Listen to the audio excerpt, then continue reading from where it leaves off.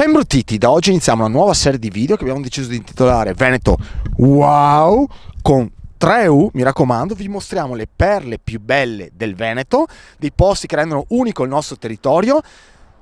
Oggi iniziamo con le prime 3 e avrò un nuovo amico ed è questo che ci aiuterà a scoprire le bellezze di questa regione. Iniziamo proprio dalla provincia di Verona. Siamo a Spiazzi, comune di Caprino Veronese. Vi mostriamo un posto che vi lascerà a bocca aperta. Si chiama Santuario Madonna della Corona.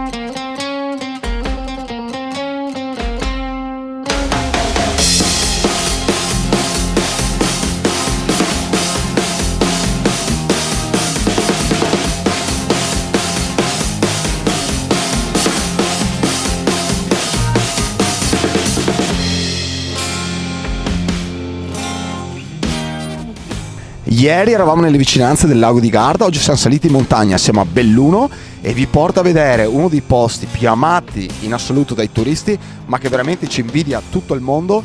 Qua è proprio il caso di dire wow con 3U, nella splendida cornice delle Dolomiti Venete saliamo alle 3 cime di Lavaredo.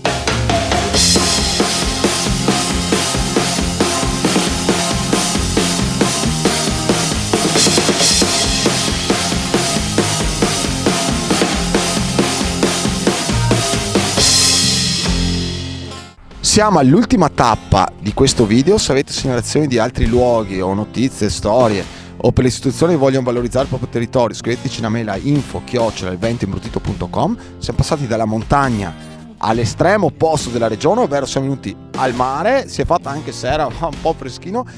Siamo a Rosolina Mare in provincia di Rovigo, siamo immersi nel parco regionale del Delta del Po, un posto meraviglioso che al suo interno ha un posto altrettanto magico ma soprattutto unico perché in tutto il mondo si trova solo qua. È il giardino botanico litoraneo di Porto Caleri. Guardate le immagini che abbiamo girato.